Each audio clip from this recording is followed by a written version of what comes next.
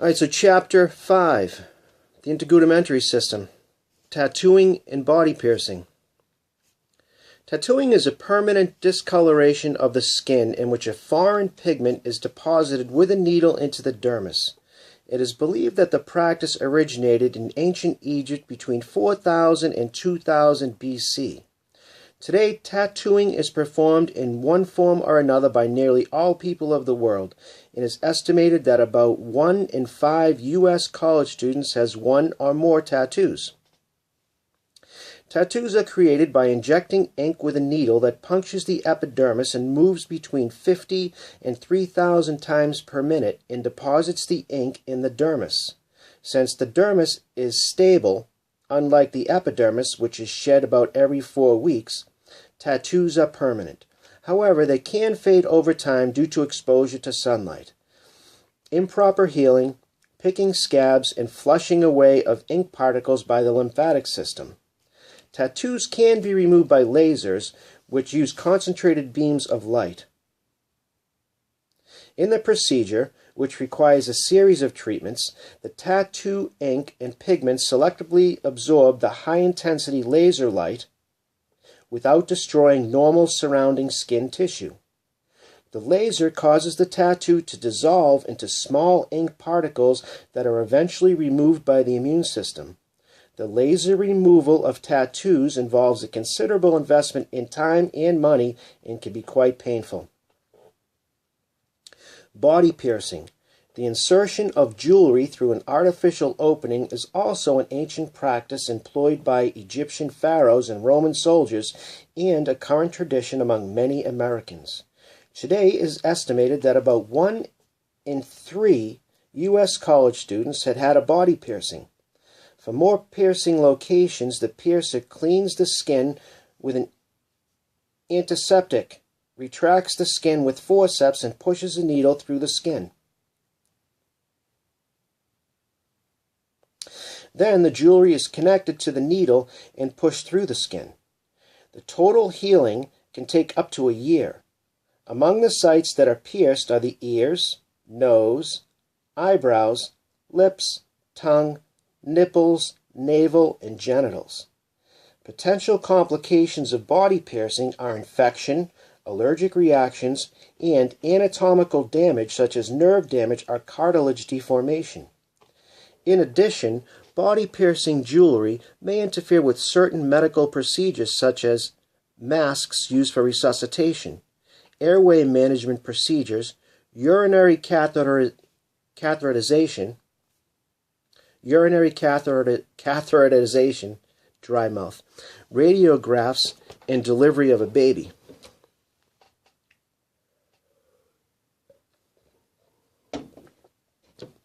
Accessory structures of the skin. Accessory structures of the skin, hair, skin glands, and nails develop from the embryonic epidermis.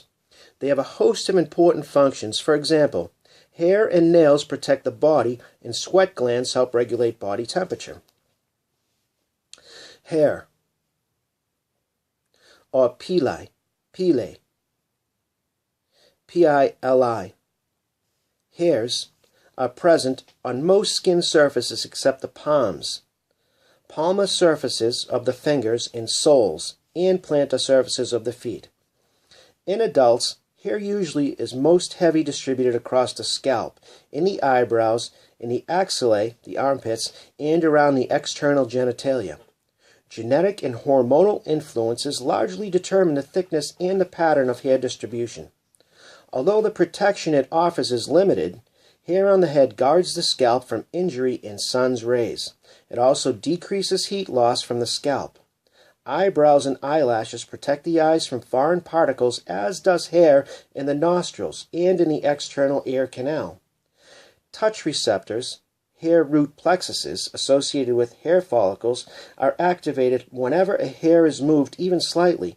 Thus, hairs also function in sensing light touch. Anatomy of hair.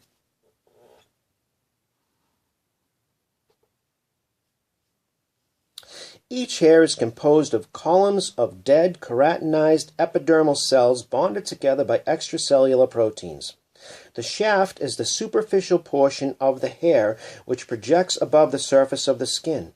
The root is the portion of the hair deep in the shaft that penetrates into the dermis and sometimes into the subcutaneous layer. The shaft and root of the hair both consist of 3 concentric layers of cells: the medulla, the cortex, and the cuticle of the hair. The intermedulla, which may be lacking in thinner hair, is composed of 2 or 3 rows of irregular-shaped cells.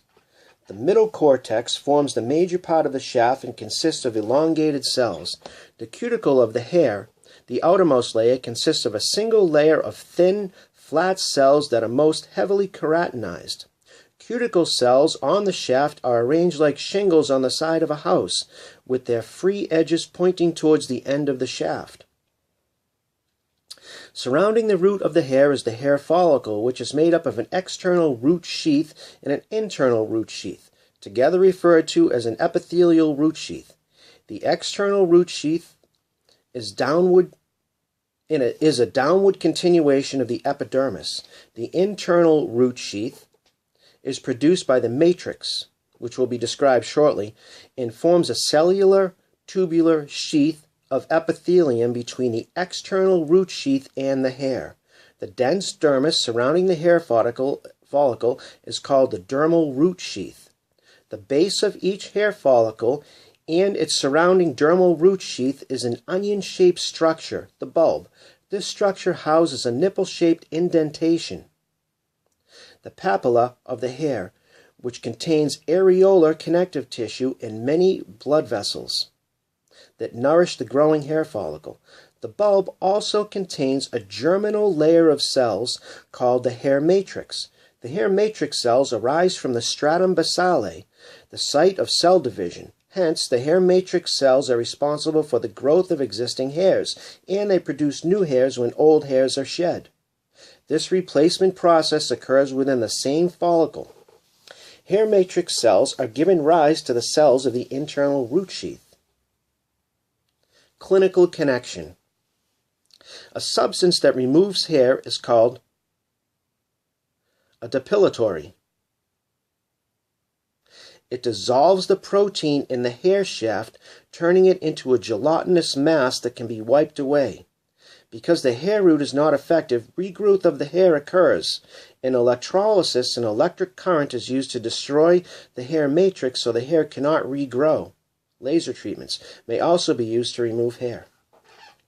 Subcutaneous oil glands, discussed shortly, and a bundle of smooth muscle cells are also associated with hairs. The smooth muscle is the arrector pili. A-R-R-E-C-T-O-R, arrector pili, or pile. Erect, to raise. So, once again, subcutaneous oil glands and a bundle of smooth muscle cells are also associated with hairs. The smooth muscle is the arrector pili. It extends from the superficial dermis of the skin to the dermal root sheath around the side of the hair follicle. In its normal position, hair emerges as an angle to the surface of the skin. Under physiological or emotional stress, such as cold or fright, autonomic nerve endings stimulate the arrector pili muscles to contract, which pulls the hair shaft perpendicular to the skin surface. The action causes goosebumps or gooseflesh because the skin around the shaft forms slight elevations. Surrounding each hair follicle are dendrites or neurons called hair root plexuses. They are sensitive to touch. The hair root plexus generates nerve impulses if the hair shafts are moved. Hair growth. Each hair follicle goes through a growth cycle which consists of a growth stage, a regression stage, and a resting stage. During the growth, anagen stage, cells of the hair matrix divide. A new cell from the hair matrix As new cells from the hair matrix are added to the base of the hair root, existing cells of the hair root are pushed upward and the hair grows longer. While the cells of the hair are being pushed upward, they become keratinized and die. Following the growth stage is the regression, or the catagen stage. When the cells of the hair matrix stop dividing, the hair follicle atrophies. Atrophies. A-T-R-O-P-H-I-E-S, atrophies. The hair follicle atrophies or shrinks, and the hair stops growing. After the regression stage, the hair follicle enters a resting or a telogen stage. Following the resting stage, a new growth cycle begins. I'm going to read that over. Each hair follicle grows through a growth cycle which consists of a growth stage, a regression stage, and a resting stage. The growth stage, or the anagen stage, is when the cells of the hair matrix divide. As new cells from the hair matrix are added to the base of the hair root, existing cells of the hair root are pushed upward and the hair grows longer. While the cells of the hair are being pushed upward, they become keratinized and die. Following the growth stage is the regression stage, also known as catagen. When the cells of the hair matrix stop dividing, the hair follicles atrophy and the hair stops growing. After the regression stage, the follicles enter a resting or telogen stage. Following the resting stage, a new growth cycle begins. The old hair root falls out or is pushed out of the hair follicle, and a new hair begins to grow in its place. Scalp hair is in the growth stage for 2 to 6 years. The regression stage from 2 to 3 weeks. In the resting stage for about 3 months. Once again, scalp hair is in the growth stage for 2 to 6 years, the regression stage for 2 to 3 weeks, and the resting stage for about 3 months. At any time, about 85% of the scalp hairs are in the growth stage. Visible hair is dead, but until the hair is pushed out of its follicle by a new hair, portions of its root within the scalp are alive. Normal hair loss in the adult scalp is about 70 to 100 hairs per day. Both the rate of growth and the replacement cycle may be altered by illness, radiation therapy, chemotherapy, age, genetics, gender, and severe emotional stress. Rapid weight loss diets that severely restrict calories or protein increase hair loss. The rate of shedding also increases for 3 to 4 months after childbirth. Alopecia, the partial or complete lack of hair, may result from genetic factors, aging, endocrine disorders, chemotherapy, or skin disease. The clinical connection: chemotherapy and hair loss. Chemotherapy is the treatment of disease, usually cancer, by means of chemical substances or drugs. Chemotherapeutic agents interrupt the life cycle of rapidly dividing cancer cells. Unfortunately, the drugs also affect other rapidly dividing cells in the body, such as the hair matrix cells of a hair. It is for this reason that individuals undergoing chemotherapy experience hair loss. Since about 15% of the hair matrix cells of scalp hairs are in the resting stage, these cells are not affected by chemotherapy. Once chemotherapy is stopped, the hair matrix cells replace lost hair follicles and hair growth resumes. Types of hair. Hair follicles develop at about 12 weeks after fertilization, usually by the 5th month of development. The follicles produce very fine, non-pigmented, downy hairs called lanugo. Lanugo meaning wool or down. Once again, usually by the 5th month of development, the follicles produce very fine, non-pigmented, downy hairs called lanugo that covers the body of the fetus. Prior to birth, the lanugo of the eyebrows, eyelashes, and scalp are shed and replaced by long, coarse, heavily pigmented hairs called terminal hairs. The lanugo of the rest of the body are replaced by vellus hairs.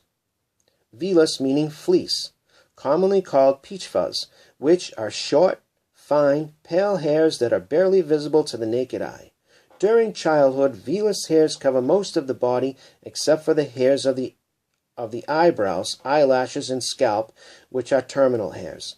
In response to hormones, androgens, secreted at puberty, terminal hairs replace vellus hairs in the axillae, the armpits, and pubic regions of boys and girls, and they replace vellus hairs on the face, limbs, and chest of boys, which leads to the formation of a mustache, beard, hairy arms, legs, and hairy chest. During adulthood, about 95% of body hair on males is terminal hair and 5% is vellus hair. On females, about 35% of body hair is terminal hair and 65% is vellus hair. Hair color. The color of hair is due primarily to the amount and type of melanin in its keratinized cells. Melanin is synthesized by melanocytes scattered in the matrix of the bulb and passes into cells of the cortex and medulla of the hair. Dark-colored hair contains mostly eumelanin. Blonde and red hair contains variants of phenomelanin. Hair becomes gray because of a progressive decline in melanin production. Gray hair contains only a few melanin granules. White hair results from the lack of melanin and the accumulation of air bubbles in the shaft. Hair coloring is a process that adds or removes pigment. Temporary hair dyes coat the surface of a hair shaft and usually wash out within 2 or 3 shampoos.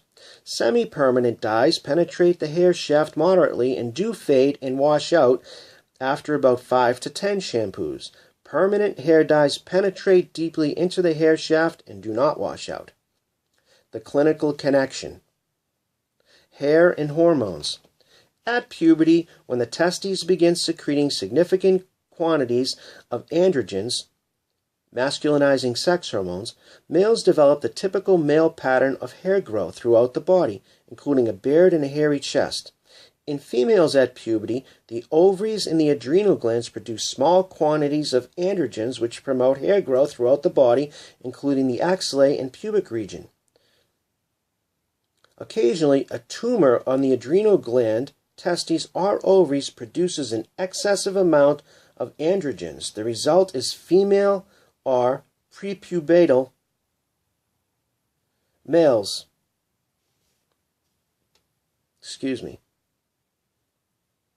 The result in females or prepubertal males is hirsutism. Hirsute, H-I-R-S-U-T.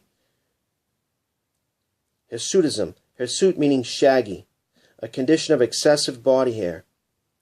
Once again, occasionally a tumor of the adrenal glands, testes, or ovaries produce an excessive amount of androgens.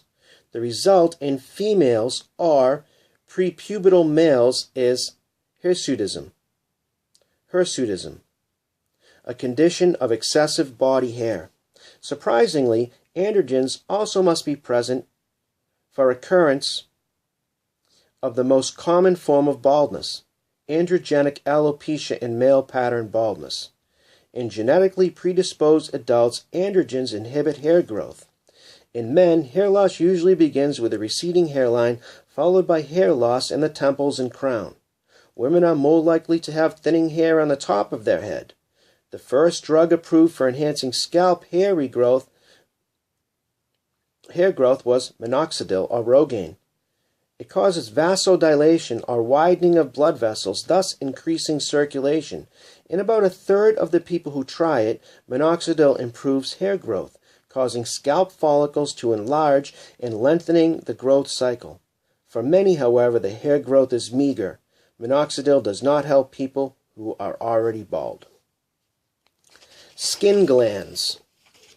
Skin glands. Recall from Chapter 4 that glands are epithelial cells that secrete a substance.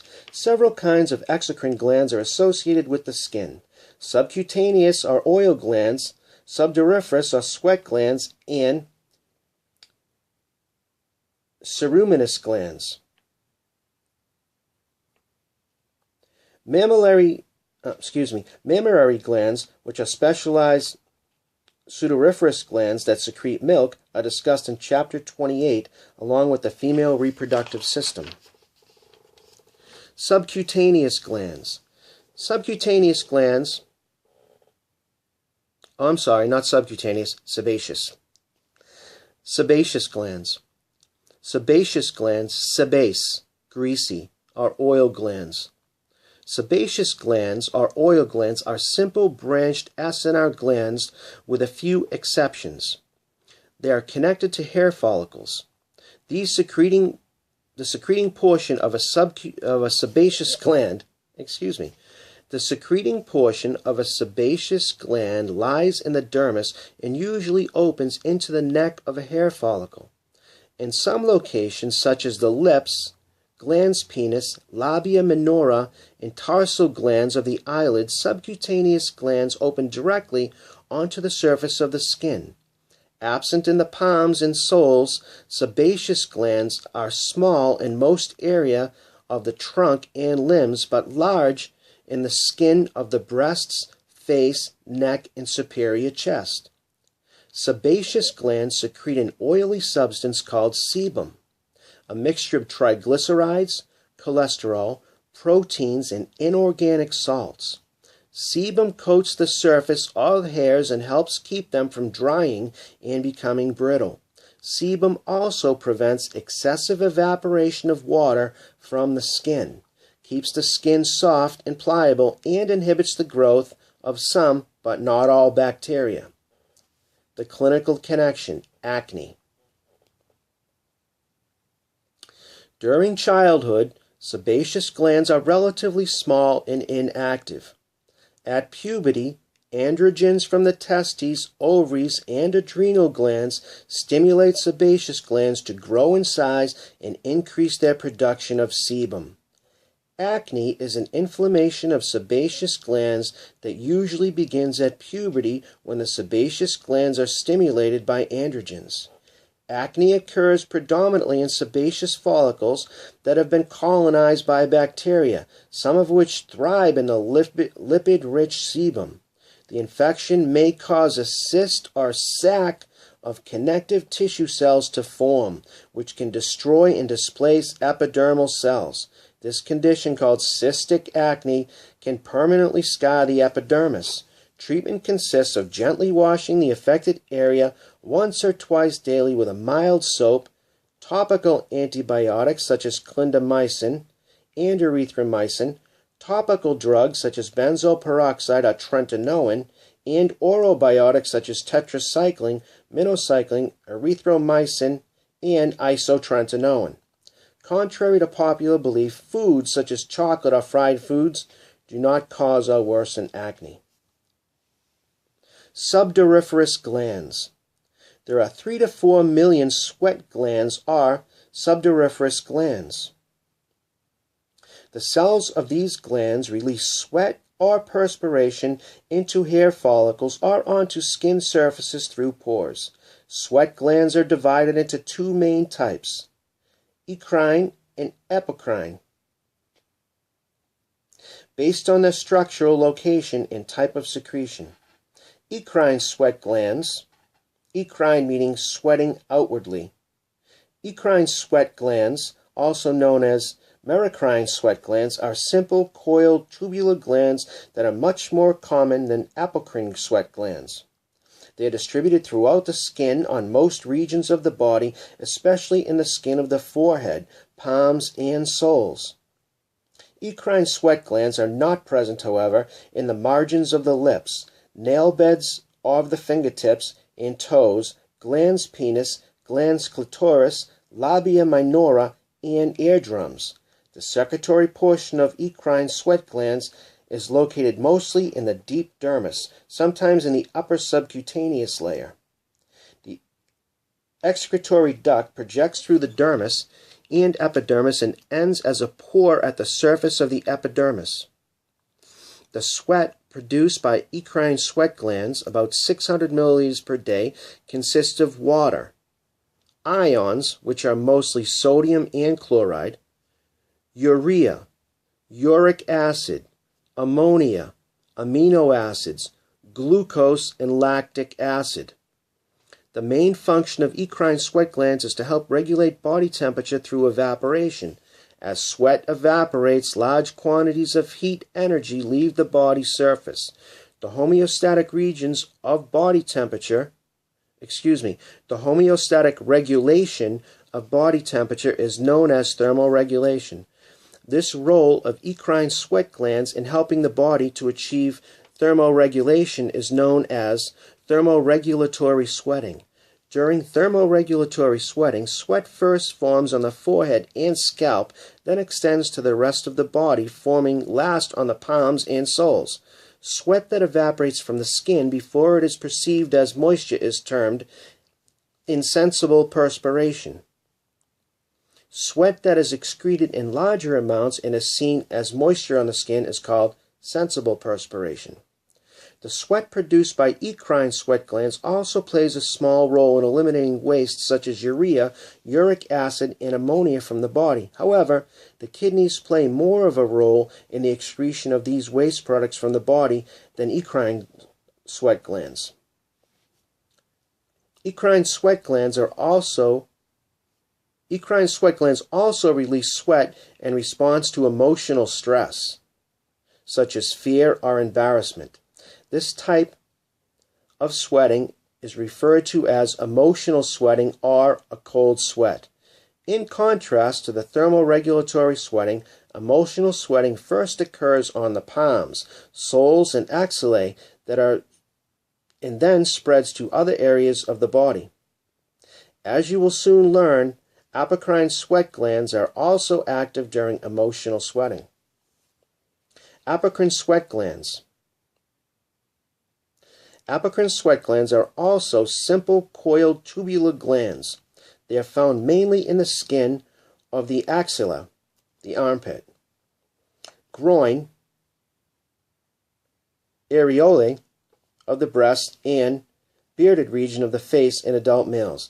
These glands were once thought to release their secretions in an apocrine manner by pinching off a portion of the cell. We now know, however, that their secretions are via exocytosis, which is characteristic of merocrine glands. Nevertheless, the term apocrine is still used. Apocrine, apocrine is still used. The secretory portion of these sweat glands is located mostly in the subcutaneous layer, and the excretory duct opens into hair follicles. The secretory portion of these sweat glands is located mostly in the subcutaneous layer, and the excretory duct opens into the hair follicles. Compared to eccrine sweat, apocrine sweat is slightly viscous and appears milky or yellowish in color. Apocrine sweat contains the same components as eccrine sweat, plus lipids and proteins. Sweat secreted from apocrine sweat glands is odorless. However, when the apocrine sweat interacts with bacteria on the surface of the skin, the bacteria metabolize its components, causing apocrine sweat to have a musky odor that is often referred to as body odor. Eccrine sweat glands start to function soon after birth, but apocrine sweat glands do not begin to function until puberty. Apocrine sweat glands, along with eccrine sweat glands, are active during emotional sweating. In addition, apocrine sweat glands secrete sweat during sexual activities. In contrast to eccrine sweat glands, apocrine sweat glands are not active during thermoregulatory sweating and therefore do not play a role in thermoregulation.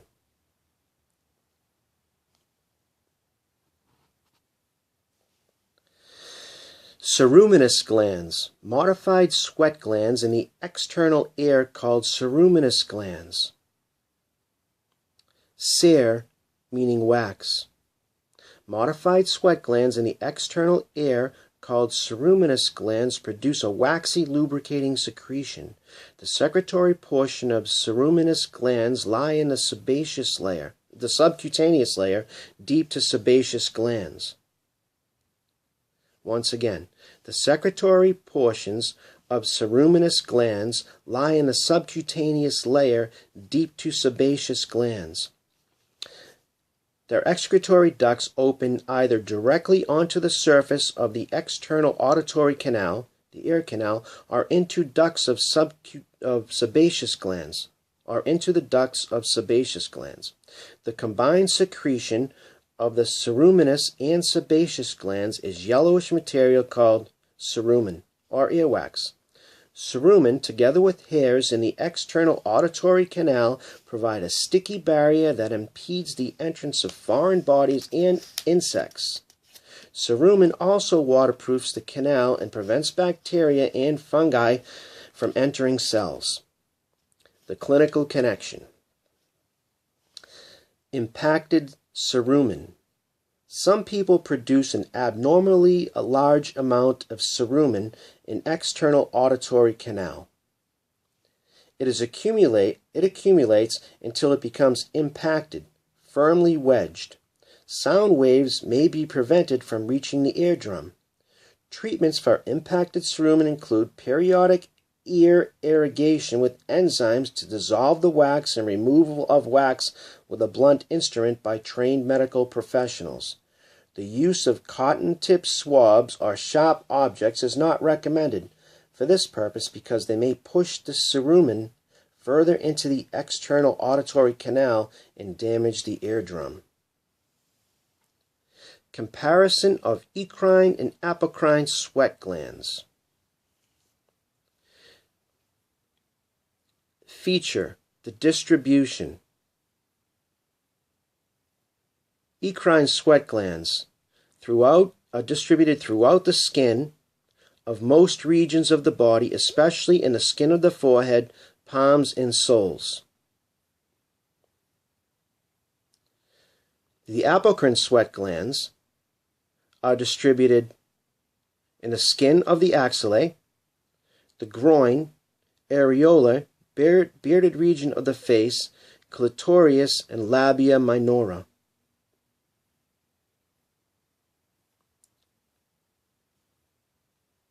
The location of the secretory portion of the eccrine sweat glands is mostly in the deep dermis, while the apocrine sweat glands mostly in the subcutaneous layer. Now, the termination of the excretory duct of the eccrine sweat gland is in the surface of the epidermis, while the termination of excretory duct for the apocrine sweat gland is in the hair follicle. The secretion of the eccrine sweat gland is less viscous, consists of water, ions. The ions are sodium and chloride, urea, uric acid, ammonia, amino acids, glucose, and lactic acid. The secretions of the apocrine sweat glands are more viscous. They consist of the same components as eccrine sweat glands plus lipids and proteins. Functions. The functions of the eccrine sweat glands are the regulation of body temperature, waste removal, and stimulated during emotional stress, while the functions of the apocrine sweat glands are stimulated during emotional stress and sexual excitement. The eccrine sweat glands have an onset of function soon after birth, while the onset of functions for the apocrine glands is puberty. Now we're going to move on to nails. Nails are plates of tightly packed, hard, dead, keratinized epidermal cells that form a clear, solid covering over the dorsal surface of the distal portion of the digits. Each nail consists of a nail body, a free edge, and a nail root. The nail body, or the plate, is the visible portion of the nail. It is comparable to the stratum corneum of the general epidermis, with the exception that it is flattened.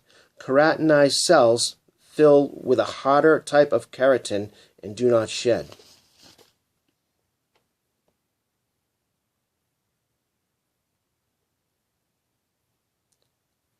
So once again, the nail body is the visible portion of the nail. It is comparable to the stratum corneum of the general epidermis, with the exception is that it is flattened and the keratinized cells fill with a harder type of keratin and do not shed. Below the nail body is a region of epithelium and a deeper layer of dermis. Most of the nail body appears pink because of blood flowing through the capillaries in the underlying dermis. The free edge is the part of the nail body that may extend past the distal end of the digit. The free edge is white because there are no underlying capillaries. The nail root is the portion of the nail that is buried in a fold of skin. The whitish crescent-shaped area of the proximal end of the nail body is called lunula, or little moon, lunula. It appears whitish because the vascular tissue underneath does not show through due to a thickened region of epithelium in the area. Beneath the free edge is a thickened region of stratum corneum called the hyponychium. Hyponychium.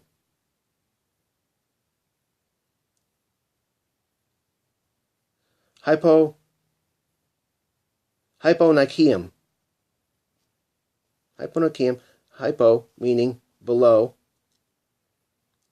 Onych, O-N-Y-C-H, meaning nail. So below the nail or nail bed. Beneath the free edge is a thickened region of stratum corneum called the hyponychium.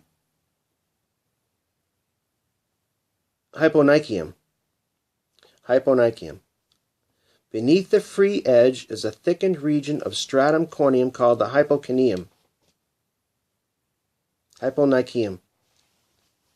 or nail bed, which secures the nail to the fingertip. The eponychium,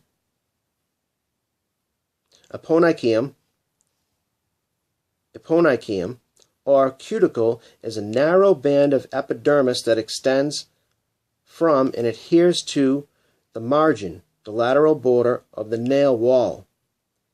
It occupies the proximal border of the nail and consists of stratum corneum. The proximal portion of the epithelium deep to the nail root is the nail matrix, where cells divide by mitosis to produce growth. Nail growth occurs by the transformation of superficial cells to the matrix into the nail cell. The growth rate of nails is determined by the rate of mitosis in matrix cells, which is influenced by factors such as a person's age, health, and nutritional status. Nail growth also varies according to the season, the time of day, the environmental temperature. The average growth and length of fingernails is about 1 millimeter per week. The growth rate is somewhat slower in toenails. I sort of ran on that time, but nail growth also varies according to the season, the time of day, and the environmental temperature. The average growth in the length of fingernails is about 1 millimeter per week, or 0.04 inches per week. The growth rate is somewhat slower in toenails. Functionally, nails help us grasp and manipulate small objects in various ways, provide protection against trauma to the ends of the digits, and allow us to scratch various parts of the body.